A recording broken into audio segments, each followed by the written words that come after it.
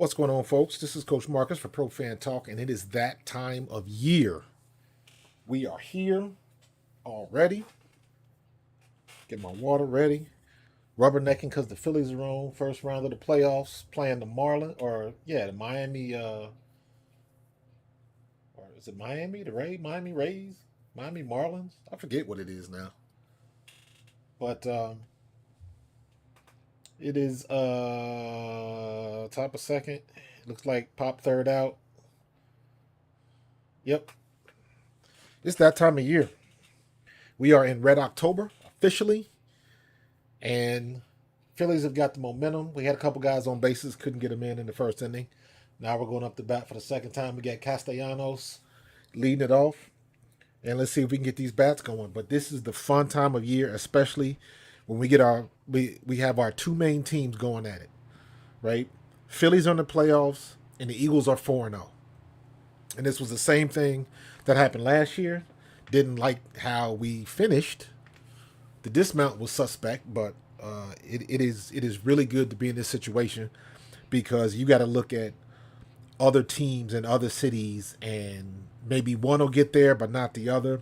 But to have two, actually three, if you count the Sixers, playoff worthy teams. We all know what's going on with the Sixers, so that's a wait and see. And quiet as kept, you got anticipation, real anticipation to see what the Flyers are going to do on the strength of what Keith Jones is doing. If you from Philadelphia, you follow Keith Jones on WIP and all of that kind of stuff, and I am invested in the Flyers strictly on the strength of him. I want to see him succeed because that's somebody that played the game, then was a media guy. So you always listen to his insight because it made sense. And that would be a situation where, like, here's what I would do if I was the GM, or this is what I would do. Now he's literally in that position. And you already know it is not as easy as they make it out to be on the radio. And he knows that.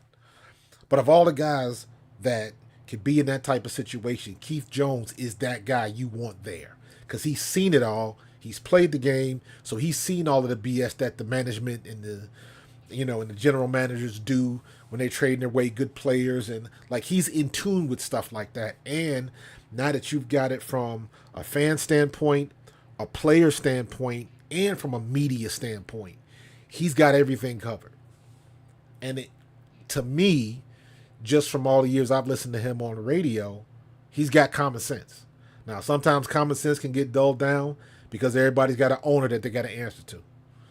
So we'll see how that works out. But I'm glad to see Keith Jones in the situation that he's in because I'm invested in the Flyers.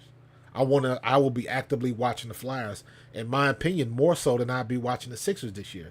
Because I don't care what the Sixers do, if Harden stays or who they sign. To me, it doesn't matter. The problem with the Sixers is nobody's going to care about the Sixers until the playoffs start. And then when the playoffs start, miss me until you get to the second round. And then when the second round starts, you better get past it. So we got the MVP, and all of this nonsense going on with Harden. Ain't no telling what's going to happen. Is he going to camp? Is he not going to camp? If he comes to camp, is he going to practice hard? Is he going to be doing the self-sabotage like he did in Houston? Ain't nobody got time for that. We got a very small window. And right now, the only pieces we got is Joel Embiid and Tyrese Maxey. And we want them to get going. Those are the only two that can have a spark because I don't know what Harden's going to give us another year older. And his mind ain't with it, in my opinion. He got too many other distractions going on. And he's just not that dude that can demand the trade. And a lot of teams are not coming for him. So he's stuck and we stuck. So we got to figure out a way to make the best of this. While we still have an MVP, even though people will argue that about Joel Embiid, I would argue it too. But we have the MVP, and we got a young stud in Tyrese Maxey. We got to get those two working together, and get Harden on the outside because he can't come in there messing stuff up. But we'll cross that bridge when we get to it. I expect all of the soap opera stuff. Whether or not he's going to be in camp, and I could care less about it. If we get a good signing, great. If we don't, it is what it is. But right now, the Philadelphia Flyers, in my opinion, have usurped the Sixers for like the status in the town because it's got Eagles, it's the Phillies, and then it's the Flyers, and you might even want to stick the Union in there somewhere because the soccer thing is gaining momentum too.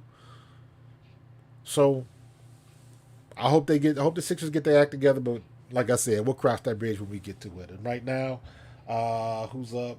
Stoltz up and Stoltz down. So still 0-0.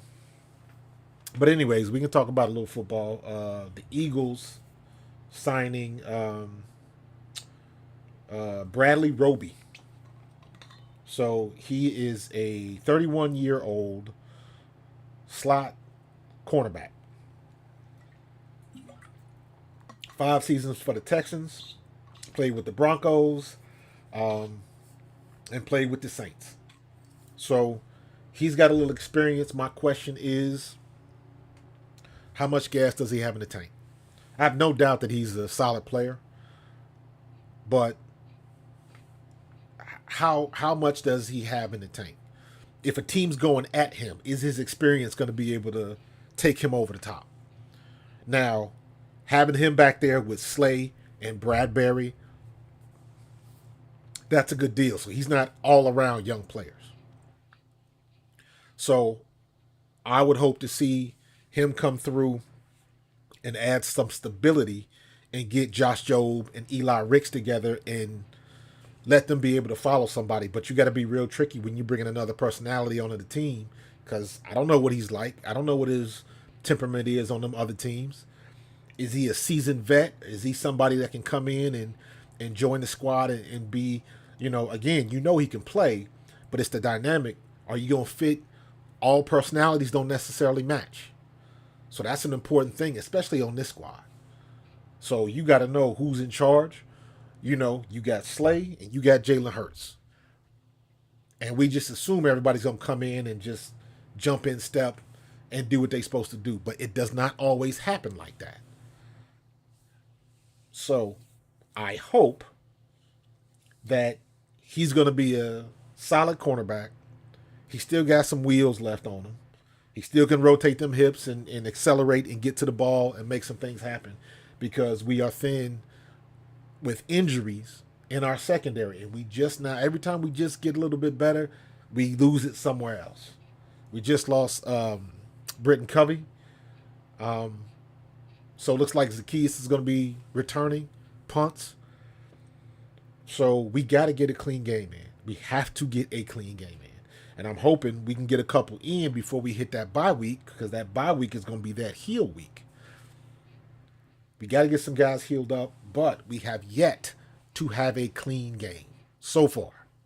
So we'll see what's going to happen. It's going to be crazy.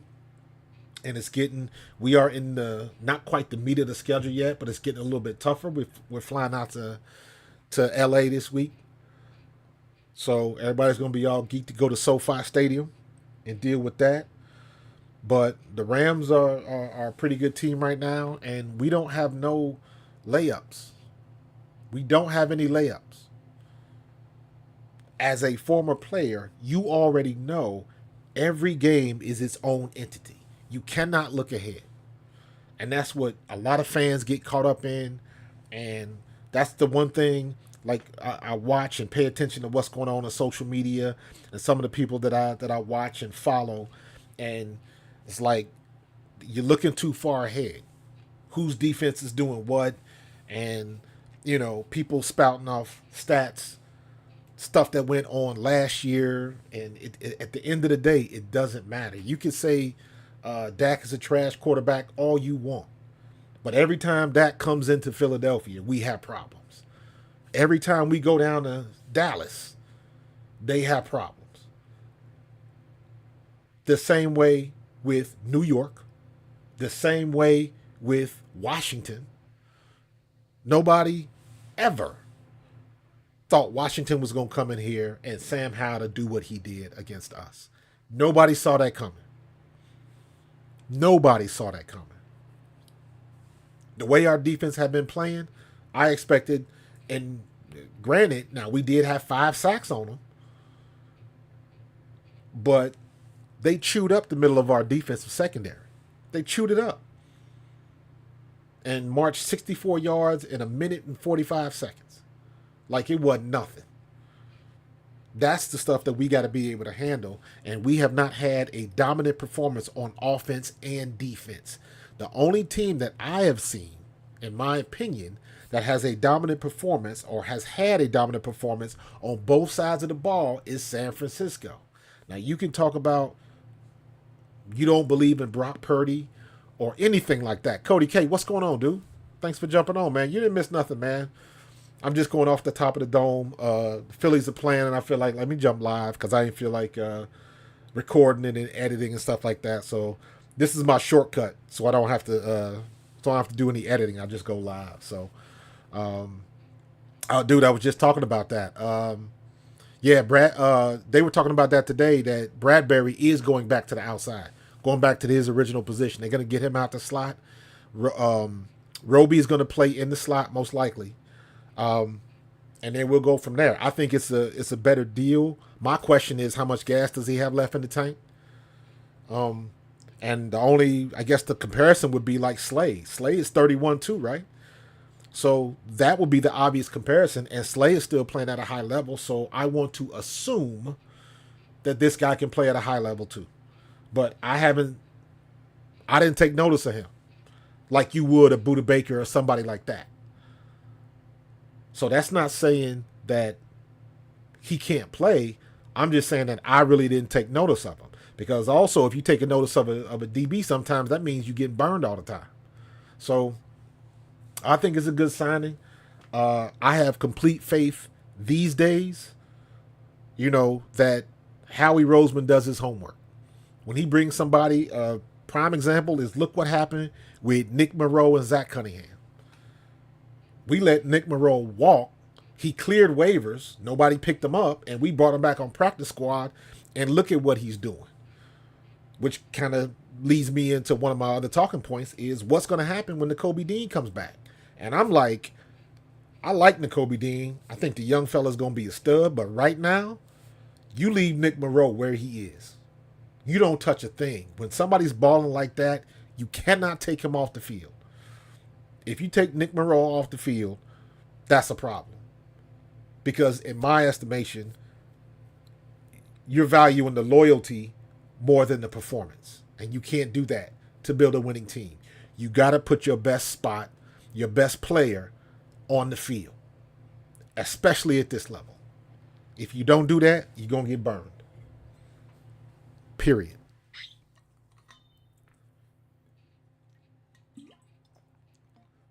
If you got a loyal player and stuff like that, and he's not the best person for that position, you're hoping he'll come through.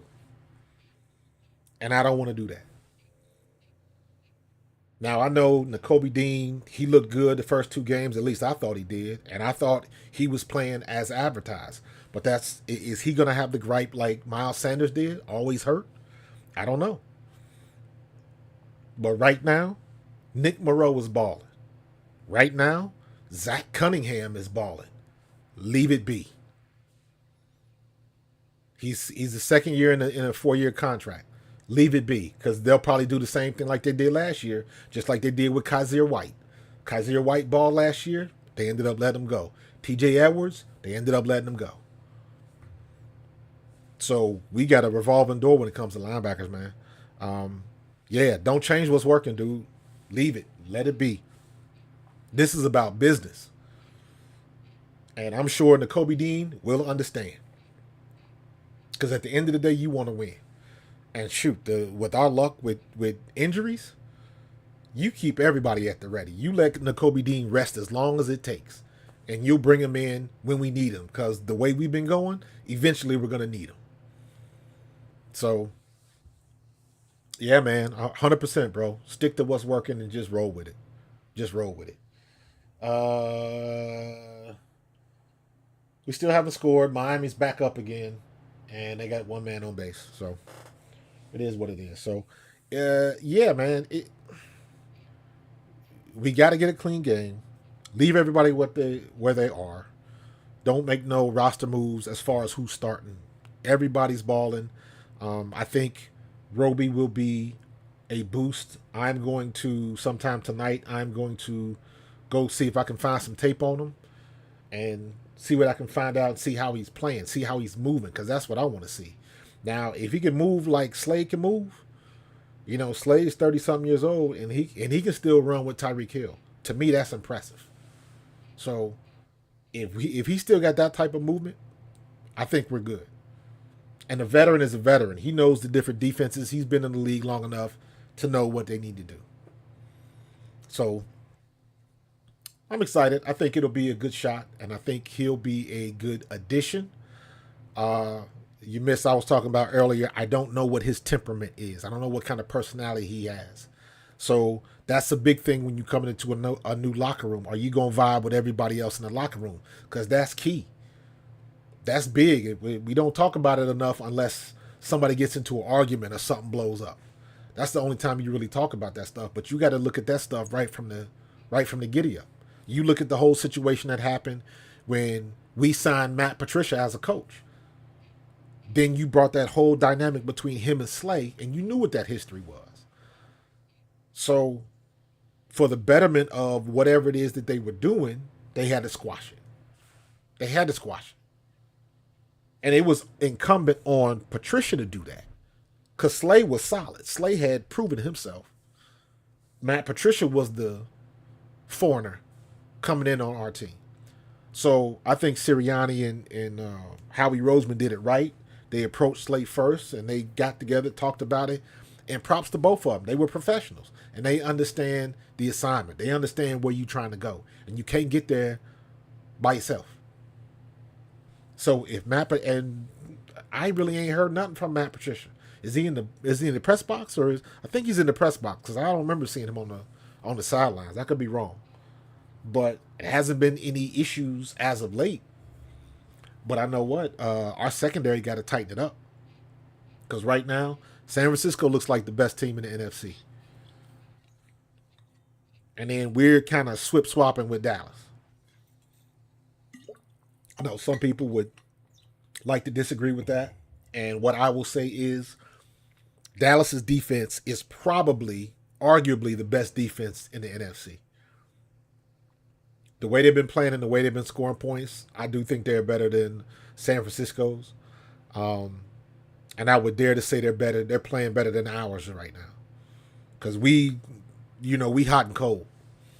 So we gotta tighten that up. But we still getting wins and we still doing what we gotta do. So, but the offense, Jalen Hurts and our offense looked a lot better.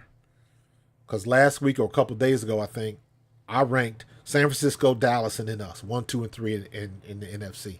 Now I would swap based on what I saw this weekend. I think we're better just by a smidgen better than Dallas. Because I think our offense is playing better than Dallas's offense. And Dallas's defense is playing a smidge better than the Eagles' defense. And you can look at the stats about that. I look at it from a player, not a fan. Everybody wants to hate Dallas, but you know what? Micah Parsons and Van Der Esch and all them boys are balling, even when they lost Diggs to injury. The defense is scoring points. They done had 12 turnovers in 4 games? It's something ridiculous. So whatever deficiencies they got on offense, their defense is making up for it. Now, how sustainable that's going to be, that remains to be seen. That remains to be seen. And we were going to have the opportunity to test them in that regard. This week, I got San Francisco. It's interesting because San Francisco, Brock Purdy is in the same situation that the Eagles were in last year, because everybody's looking at Brock Purdy and was like, he ain't got to do much. All he got to do is get the ball to CMC, Brennan Ayuk, and Debo. He ain't got to do much. I ain't mad at him for that. That's the way it's supposed to be. You're supposed to have a team around you that can help you out, where your quarterback don't have to throw the ball 80 yards down the field all the time or throw for 400 yards to get y'all to win.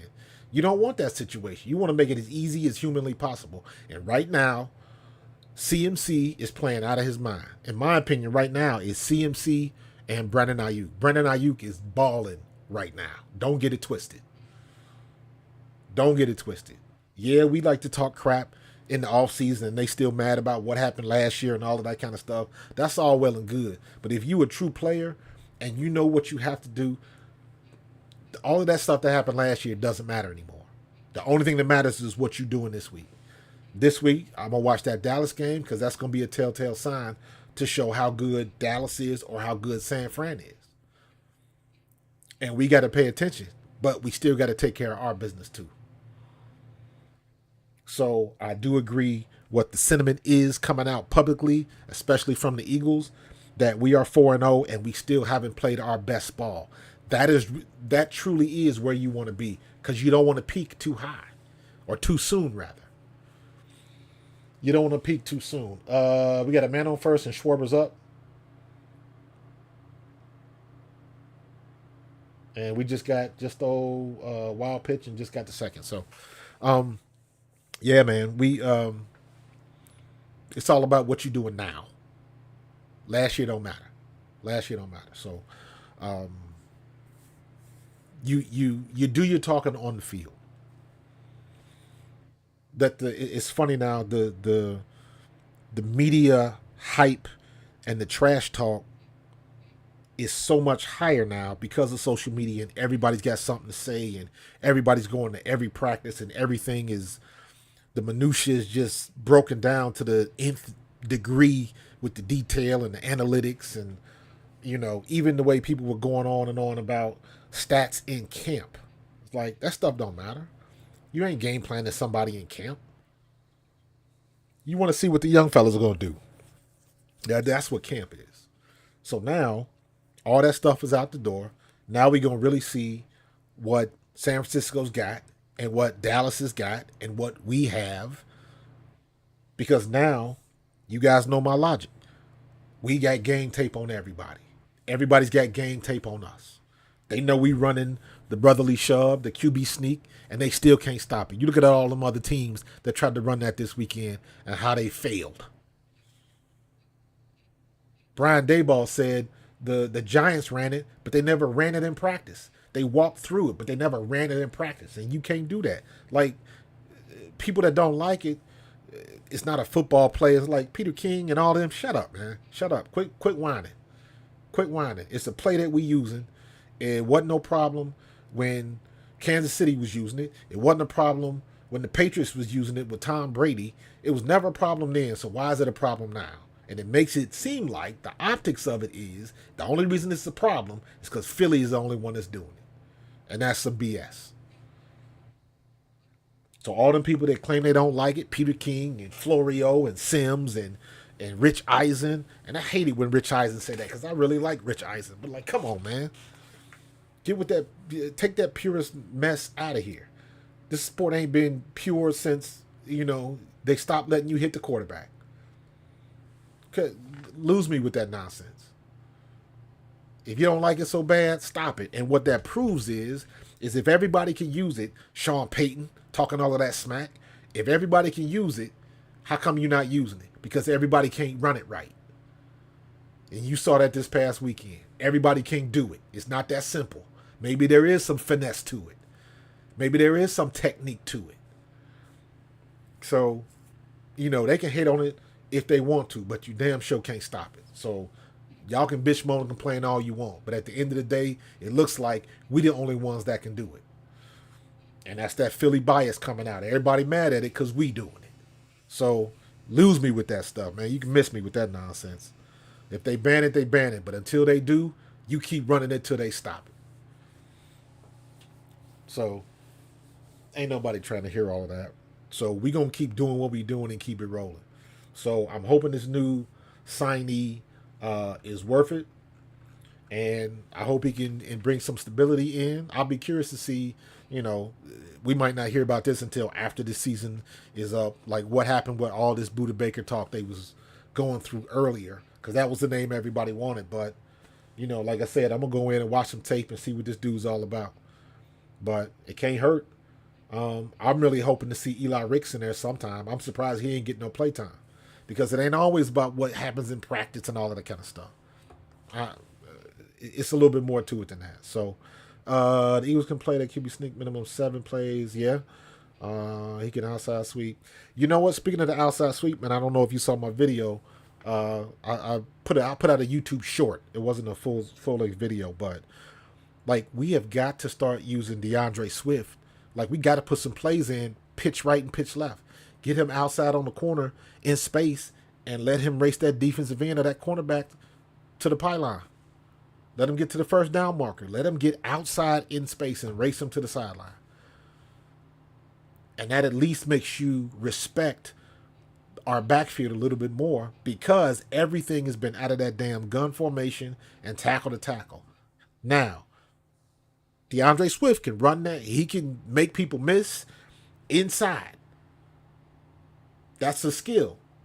When you can make people miss from tackle to tackle, so you still inside and you can still make a shift move and make somebody miss. Everybody can't do that. Miles Sanders couldn't do it. He got better last year at that because before he was trying to bounce everything to the outside. DeAndre Swift has the speed to do that, but he still makes moves on the inside and gets north and south. That's why I like him so much. He's a north. He can bounce if he wants to, but he looks for every opportunity to go north and south. And that's what you want from a running back.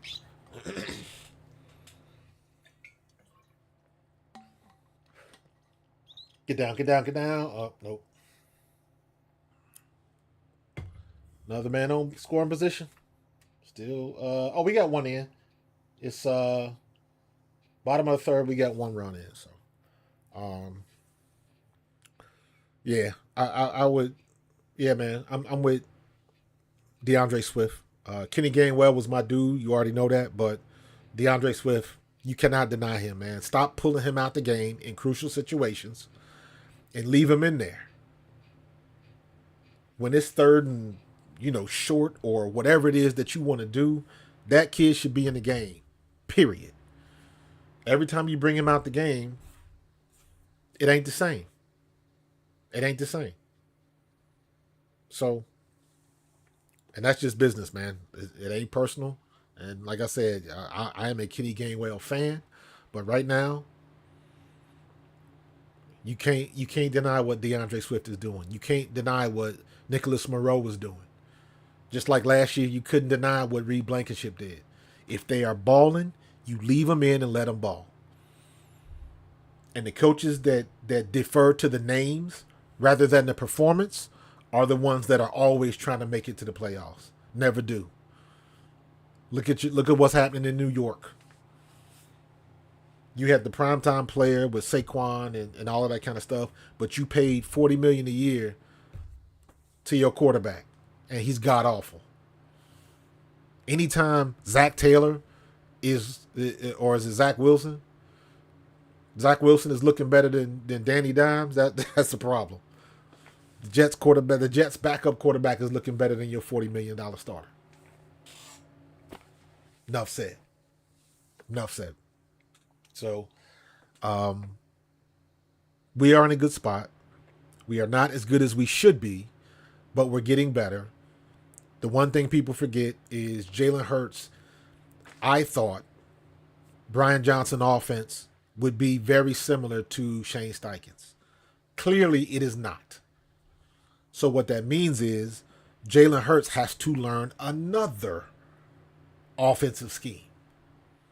So now you're learning again. That's why everybody's saying he's been off and he doesn't look like the Jalen Hurts of last year. Well, no duh. You got a whole new offense and things are different and routes are different and looks and reads and what's a hot and what's not. If, all of that stuff is totally different. So you got to learn that process, and you can tell Jalen's getting better and better week after week because when he gets it, when the offense begins to click, you will see it. And I thought you saw that last weekend against Washington. So I expect him to get better and better as the year goes on, as the season goes on. I want him We need to be in a good spot, a good, comfortable spot where we're not worrying about, okay, what's the offense going to look like? We already know we can run the ball. We already know we can throw the ball. Now we just got to put it together. The last thing we got to do now is get some of these screens in there and get Dallas Goedert involved more. But you can't, again, that's nitpicking. How you going to nitpick about Dallas Goedert when the last 2 weeks, A.J. Brown went for 150 plus both games? It's only one ball. If I get, I've been trying to tell people the same thing about the coordinators. Yeah, at the end of the Commanders game, he started getting that fire. He did, man. Absolutely. When people really don't understand what I like, when somebody says when it clicks in football terms, that means you're not thinking. If you got to think about something on the football field, you're already half a step too slow. Muscle memory, reps, mental reps, all of that stuff. When the offense clicks, you don't think about it. You drop back, you see what you need to see, and you know what's going to happen before it happens. Let me be honest with you. That's why Tom Brady was so good. And people are starting to figure out it wasn't Belichick. Tom Brady was a brainiac when it came to breaking down defenses immediately. Peyton Manning was the same way. He could look and see what's going on, breaking down defenses immediately, and he could see the play before it happened. There's not too many quarterbacks that can do it like that. So when Jalen was doing that last year, now he's learning a new offense. Now it's starting to come back to him, but I still don't believe he's quite there yet, but he's getting there. He's getting there. So we can get better. I want to get to the bye week. And we got to get to the bye week without any more major injuries. Knock wood or whatever, cross your fingers, toes, whatever you want to do. We got to get some clean games in. Because everybody's going down. You saw what happened to the Seahawks last night. Geno Smith, dude got a weird tackle. He did that like weird cattle tackle and trapped his ankles down there and just bent his ankles up. And I know that hurts because I've had that happen to me before. Because as running backs, people, and mind you, I played when horse collar was legal. My red shirt sophomore year, my quarterback broke his ankle because somebody horse collared him when he had already scored the touchdown. They had to take the kid out of the game because everybody wanted to beat him up. So I understand what it means to get tackled like that, and basically they kind of like trap your legs so your feet can't move anymore. You can't help but go down. But all that pressure when you coming back like that, it bends up your ankles. So I understand why Geno Smith was mad. It was I don't think it was an intentionally dirty play. What made it worse was that Geno Smith thought he was out of bounds, and he should have been flagged. And I don't understand why he wasn't. Because now they flagging people because they look like they running out of bounds. How come they didn't flag the guy that hit Geno? And that's where you look at and you say, okay, every time you got a mobile quarterback, is there a bias against mobile quarterbacks? You see everything else on the TV, on the replay and stuff like that. Dean Blandino in the booth. Y'all can't review that. Some of that stuff is like it's just you're not keeping it consistent. If you gonna do it for one, you got to do it for everybody, and they don't. Quite obvious they don't. But it is what it is. We gonna keep to it. But I'm gonna get up out of here. And Cody, I appreciate you joining me, bro. Jump in. If you ain't busy, Saturday I got this new thing going. Saturday mornings. I got a show called Saturday Morning Cartoons. And all I'm doing is I'm still talking sports. I'm looking at the trending topics of what's going on. But the background of it, the icebreaker of it is I just play like old Saturday morning cartoons. I'm a animation nerd, so I'll play like Johnny Quest, the Scooby-Doo, Battle of the Planets, Thundar, something like that in the background. Just something to talk about. And we'll be talking about sports. And then somebody will crack a joke about, last weekend we were talking about Tom and Jerry and some of the stuff we used to watch as a kid. So the cartoons is just the icebreaker, but it's all about sports. So make sure you check it out. Saturday morning, 9 a.m., Saturday morning cartoons with Marcus Thomas, me. So it'll be fun. But I'm about to get out of here as usual. Please hit that subscribe button. Click on that notification bell. And if you ain't busy, go to my channel. Click on that top 10 playlist and let it roll. If you ain't going to watch it, you can still let it play. Just hit play all. Let me get them watch hours up and we're going to keep this thing moving. So I will see you guys in the next play. Let's go, Phils. Let's ring that bell, man. Peace.